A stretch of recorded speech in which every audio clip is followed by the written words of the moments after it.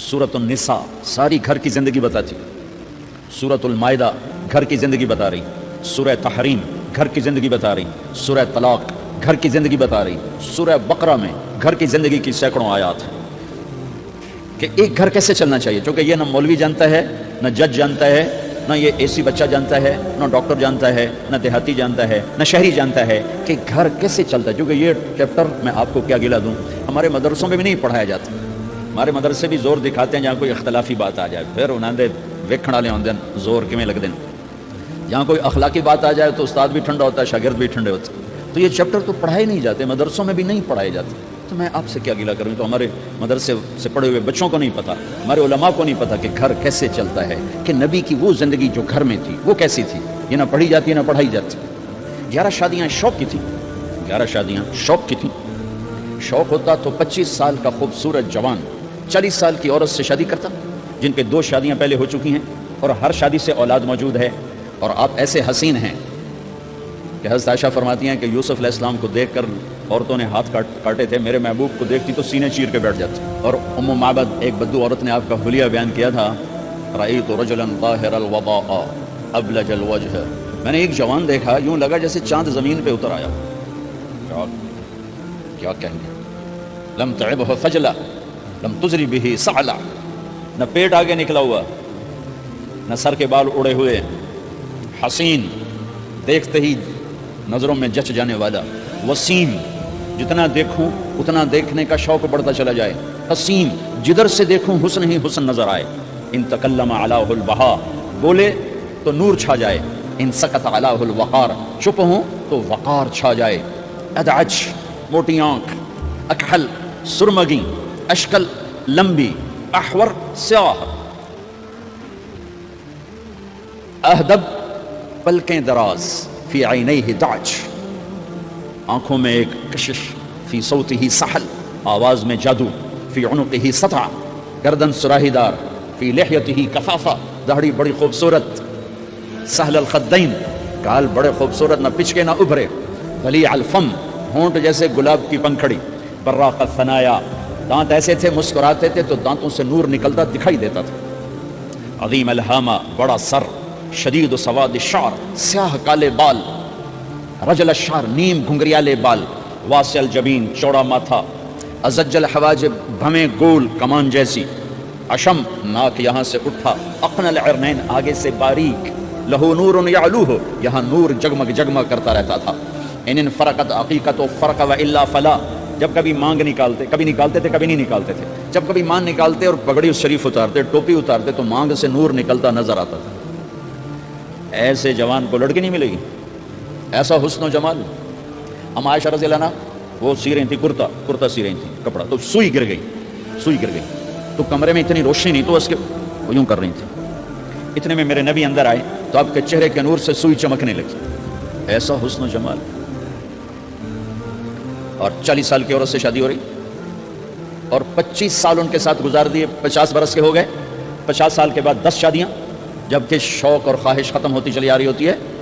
मेरे नबी ने कहा, मा ज़व्वजतु वमा तज़व्वजतु इल्ला बिवहयिन मिनस समाए नज़ल बिही जिब्राइल। फरमाया, लोगों, मैंने जहाँ शादी की, मैंने जहाँ बेटी दी, पहले आसमान से वही आई, फिर मैंने कदम उठाया। फिर फरमाया, मैंने जहाँ शादी की, मैंने जहाँ बेटी दी, आसमान से बशारत आई कि सब जन्नती हैं, सब जन्नती। ये शौक की शादियाँ नहीं थी, ये उम्मत को सिखाने के लिए। माशरत के अहकाम बारिश की कतरों की तरह हैं। नमाज, रोज़ा, हज, ज़कात के अहकाम मुख्तसर, 5 वक्त नमाज फिर छुट्टी, साल में 1 दफ़ा ज़कात फिर छुट्टी, ज़िंदगी में 1 दफ़ा हज फिर छुट्टी। लेकिन 24 घंटे मेरे साथ कोई लगा हुआ है, मैं किसी के साथ लगा हुआ है। मेरा कभी रूप बाप का है, कभी खामिद का है, कभी भाई का है, कभी बेटे का है, कभी ससुर का है, कभी चाचे का है, कभी मुखालिफ का है, कभी मस्जिद में है, कभी दुकान पर है, कभी जज की कुर्सी है, कभी एसी की कुर्सी है, कभी कायद है, कभी माताहत है, कभी अफसर है, कभी चपड़ासी है। मेरे तो लाखों रूप हैं।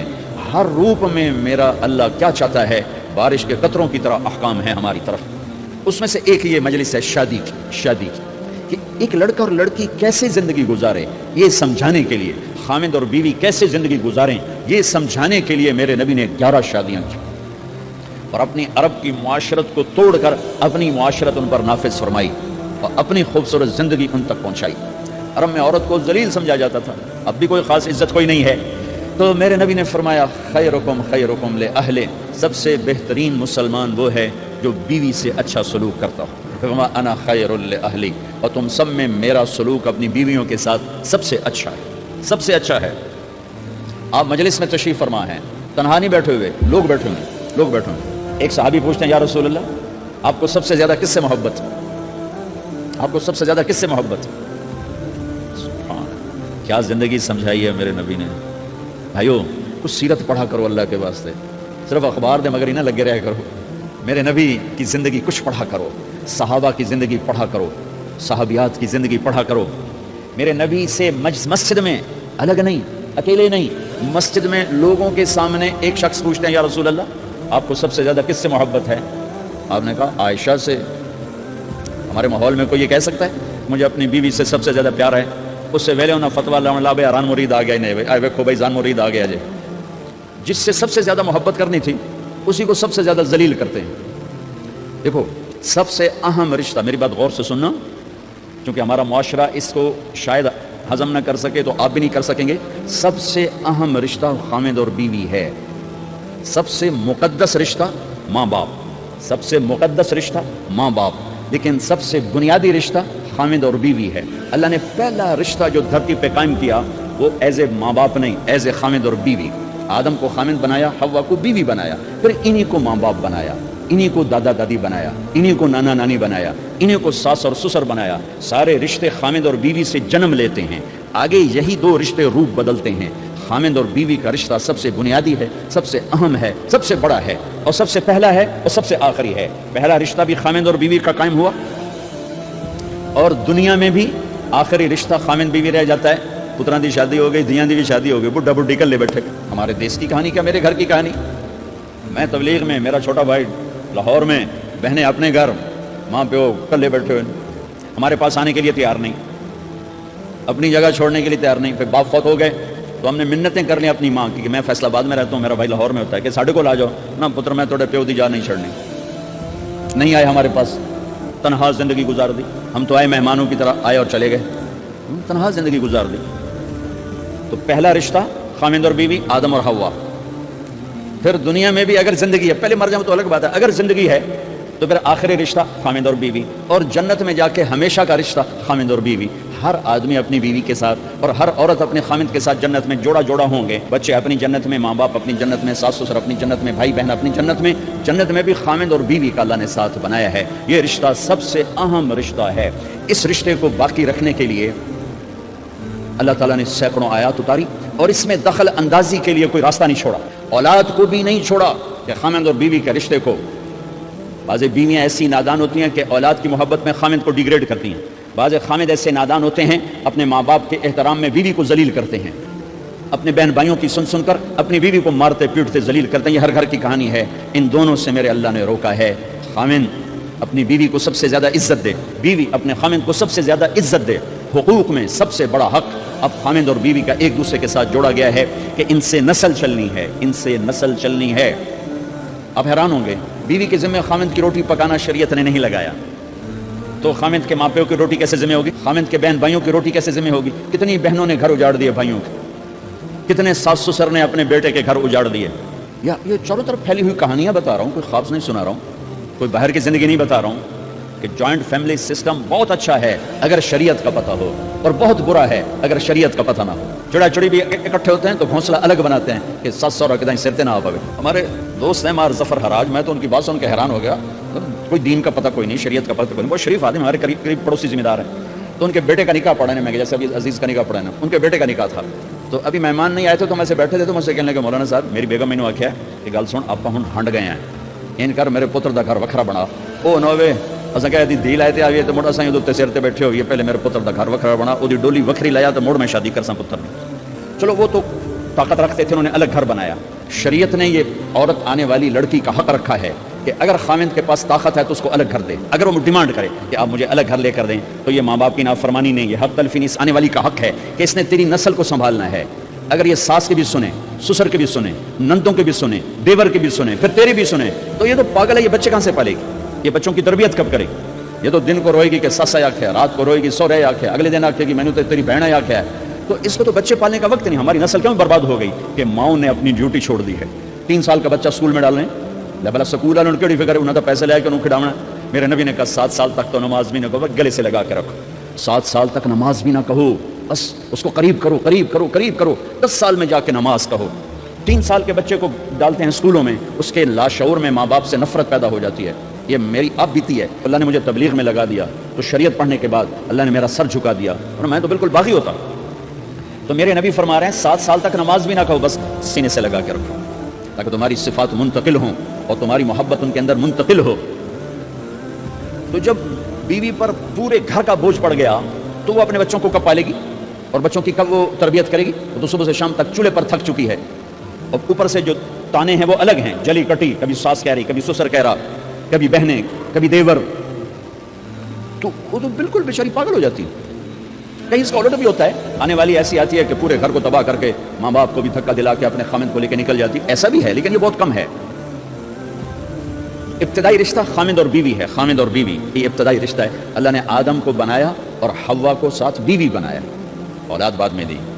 اور ایک اور بات, آدم کو بنا دیا مٹی کا پتلا کٹھا کر کے, مٹی کٹھی کر کے پتلا بنا دیا. 40 سال کے بعد روح ڈالی, چل بھائی جا جنت, اور اکیلے بھیج دیا, بیوی نہیں دی. حالانکہ اللہ چاہتا تو ساتھ ہی حضرت حوا کی مٹی کا ڈھیر بھی لگا دیتا, اس کا پتلا بھی تھپ دیتا, فرشتوں سے تھپوا دیتا, اور پھر 40 سال کے بعد دونوں کو کٹھا جنت میں ڈالتا. بہت سارے پیغام اس میں, بہت سارے پیغام. تاخیر ساتھ نہیں بنایا, دیر سے بھیجا, انتظار قدر کو بڑھانے کے لیے کہ عورت کی قدر کرنا, کمزور ذات ہے, کمزور مخلوق ہے, قدر کرنا. دوسرا, پہلے دن پتلا نہیں بنایا کہ ننگا پڑا ہو, عورت کا پتلا ننگا ہو, مٹی کا ہو, پتھر کا ہو, تو اس میں کیا کشش؟ تو ان مرد کے لیے کشش کوئی نہیں, تو فرشتوں کو کیا کشش تھی؟ پہلے دن سے عورت کو پردے میں بنایا, بے پرد نہیں کیا, بے پرد نہیں کیا, اس کا پتلا نہیں بنایا, اسے ننگا نہیں چھوڑا, اس کو پہلے دن سے کورڈ. اور کیسے بنایا؟ فرشتوں کو کی آنکھوں پہ پردہ, اور آدم کو سلا دیا. آدم علیہ السلام سوئے ہوئے ہیں, فرشتوں کی آنکھوں کے سامنے پردہ ڈال دیا گیا. جب آدم اٹھے ہیں, اور ایک اور بات, جنت میں رہ کر بھی آدم علیہ السلام کا دل نہیں لگتا تھا, اداس اداس رہتے تھے. اماں آئی تو بابے دا دل لگا, تو اداس رہتے تھے جنت میں. جب آنکھ کھلی تو اپنے لیفٹ سائڈ پہ ایک خاتون سر سے لے کر پاؤں تک لباس میں. آپ نے سنا ہے نا, یوسف علیہ السلام دنیا میں سب سے خوبصورت ہستی پیدا کیے گئے. یہ مردوں میں, عورتوں میں سب سے خوبصورت حضرت حوا کو پیدا کیا. کون ہے؟ کہتے ہیں اللہ کی, اب آدم تیری بیگم کون ہے؟ تیری بیگم. نکاح پڑھایا. پھر کہا آدم مہر ادا کرو. تو انہوں نے پوچھا کیا مہر دوں؟ تو وہاں تو سونا چاندی ڈھیر لگے پڑے تھے. اللہ تعالیٰ کہتے دامن سونا چاہ کے دے دے. میرے اللہ نے کہا تیری نسل میں میرا آخری حبیب آنے والا ہے, اس پہ ایک دفعہ درود پڑھ دے, یہ مہر ہے. سیدھے ہاتھ میں برکت ہے. پیدا کیا الٹی طرف سے. الٹی طرف سے کیوں پیدا کیا ہے؟ کہ الٹی طرف دل ہے, اور دل کے نیچے جو پسلی ہے وہاں سے پیدا کیا. اس میں پیغام کیا دیا کہ عورت جس روپ میں ہو, پہلا روپ اس کا بیوی بنا, پھر وہ ماں بنی, پھر اس آگے بیٹی کا روپ ہے, پھر بہن کا روپ ہے, پھر خالہ ہے, پھوپھی ہے, دادی ہے, نانی ہے, ساس ہے. جس روپ میں بھی عورت ہے اس کو دل کے قریب جگہ دو. یہ دل کے نیچے سے پیدا کرنے میں یہ پیغام دیا گیا ہے. اسے ذلیل نہ کرو, اسے خوار نہ کرو, اسے بے عزت نہ کرو, اس پر شدت نہ کرو. تو پہلا بنیادی رشتہ خامند اور بیوی ہے, اور آخری رشتہ بھی خامند اور بیوی ہے. لیکن اس وقت ہمارے معاشرے میں خامند سے زیادہ اس کے ماں باپ حق جتلاتے ہیں, خامند سے زیادہ اس کی بہنیں حق جلاتی ہیں, خامند سے زیادہ اس کے رشتہ دار حق جتلاتے ہیں, اور جھوٹی سچی شکایتیں لگا کر بیوی سے متنفر کرتے ہیں, اور کہیں بیوی کو خامند سے متنفر کرتے ہیں. آپس میں لڑائی لڑا کے پھر خوش ہوتے ہیں. میرے نبی سے پوچھا جائے یا رسول اللہ آپ کو سب سے زیادہ کس سے پیار ہے؟ تو آپ نے کہا عائشہ سے. اللہ, وہ جھیپ کے کہنے کے نہیں, میں پوچھ رہا ہوں لوگوں میں آپ کو کس سے زیادہ پیار ہے؟ تو آپ کہتے ابو بکر سے. تو آپ نے پھر کہا ابوہا, مجھے عائشہ کے باپ سے زیادہ پیار ہے. پھر پہلے عائشہ کا, تو پھر کہتے ابو بکر. تو آپ نے کہا نہیں ابوہا, مجھے عائشہ کے باپ سے سب سے زیادہ پیار ہے. یہ آپ کو میسج دیا ہے کہ گھر کی زندگی کیسے ہوتی ہے. کوئی عشق نہیں چڑھا ہوا تھا, میسج دینا. ہم عائشہ چھوٹی عمر کی تھیں, ان کو آٹا گوندھ کے دیتے تھے, آٹا گوندھ کے دیتے تھے. پھر جب ان کو آٹا گوندھنا آ گیا پھر چھوڑ دیا. پھر ان کو سامنے بٹھا کر لقمے بنا کے کھلاتے تھے. پھر ہم عائشہ رضی اللہ تعالیٰ عنہ کوئی گوشت کا ٹکڑا, وہاں بڑے بڑے گوشت کے ٹکڑے پکائے جاتے تھے, تو کوئی گوشت کا ٹکڑا اٹھایا اور ایسے 2-4 جگہ سے نوچا اور پھر رکھ دیا, سارا کھایا نہیں جاتا تھا. تو اللہ کے نبی اسی کو اٹھاتے اور حضرت عائشہ کو دکھا کر, جہاں سے حضرت عائشہ نے نوچا ہوتا تھا وہاں سے یوں کاٹ کے دکھاتے تھے. حضرت عائشہ رضی اللہ تعالیٰ نے گلاس اٹھایا پانی پینے کے لیے, جہاں ہونٹ لگائے پہ گلاس رکھ دیا. بڑے بڑے گلاس ہوتے تھے تو حضرت ہمارے نبی اٹھاتے تھے, جہاں عائشہ کے ہونٹ لگے ہوتے تھے وہاں ہونٹ لگا کے پانی پیتے تھے. یہ آپ کو سکھانے کے لیے ہے. اپنے گھر والوں کے ساتھ بیٹھ کے کھانا کھاتے. یہ میرے نبی کی معاشرت ہے, یہ میرے نبی کی زندگی. گھر میں جھاڑو دیتے, اپنے کپڑے خود دھوتے.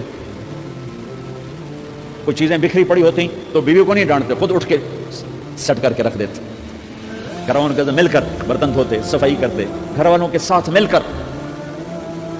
یہ میرے نبی کی ایک خوبصورت زندگی ہے. بھائیو بہنوں, ہم بھلا چکے ہیں. بیوی کے لیے خامند کو سب سے بڑا حقدار. بعض لڑکیاں ایسی نادانی کرتی ہیں کہ شادی کے بعد بھی اپنے ماں باپ کی آنکھ کو دیکھ کے چلتی ہیں. شادی کے بعد سب سے بڑا حق خامند کا ہے. شادی کے بعد سب سے بڑا حق خامند کا ہے. ماں باپ پیچھے چلے جاتے ہیں, بہن بھائی پیچھے چلے جاتے ہیں. لیکن یہ نادانیاں بھی دیکھنے کو ملتی ہیں کہ شادی کے بعد بھی ماں باپ اپنی بچی کو اپنے قابو میں رکھنے کی ترتیبیں سوچتے ہیں تو وہ بھی اپنی بچی کا گھر برباد کر دیتے ہیں. میرے نبی سے پوچھا گیا, یا رسول اللہ, عورت پر سب سے زیادہ کس کا حق ہے؟ تو آپ نے فرمایا اس کے خامند. ایک خاتون ہے, یا رسول اللہ میری شادی ہو رہی ہے تو میرے اوپر میرے خامند کا کیا حق ہے؟ تو آپ نے ارشاد فرمایا, تیرے خامند کے جسم پر زخم ہو, زخموں میں پیپ پڑ جائے اور تو اپنی زبان سے چاٹ کے زخم صاف کرے تو نے اپنے خامند کا حق ادا نہیں کیا. خامند کو سمجھایا کہ سب سے بہترین مسلمان وہ ہے جو بیوی سے اچھا سلوک کرتا ہے, اور میرا سب سے اچھا سلوک ہے اپنی بیویوں کے ساتھ. یعنی قاب قوسین او ادنا آپ کا مقام ہے. اللہ پاک کا دیدار اپنی آنکھوں سے کیا ہوا ہے, اور آپ ہمیں معاشرت سکھا رہے ہیں کہ ایک جہاد کے سفر سے واپس آ رہے ہیں. ہم عائشہ ساتھ ہیں تو آپ نے صحابہ سے کہا بھائی آگے چلے جاؤ. سارے آگے چلے گئے. جب سارے نظروں سے غائب ہو گئے تو آپ نے کہا, عائشہ دوڑ لگاؤ گی میرے ساتھ؟ عائشہ نے نہیں کہا, میرے نبی نے کہا دوڑ لگاؤ گی. آج کل کا کوئی علامہ بھی یہ نہیں کرے گا. عائشہ دوڑ لگاؤ گی میرے ساتھ؟ کہا جی لگاؤں گی. تو دوڑ لگائی. بس عائشہ فرماتی میں آگے نکل گئی, اللہ کے نبی پیچھے رہ گئے. چاہے آپ جان بوجھ کے آستہ ہوئے ہوں ان کی دلجوئی کے لیے.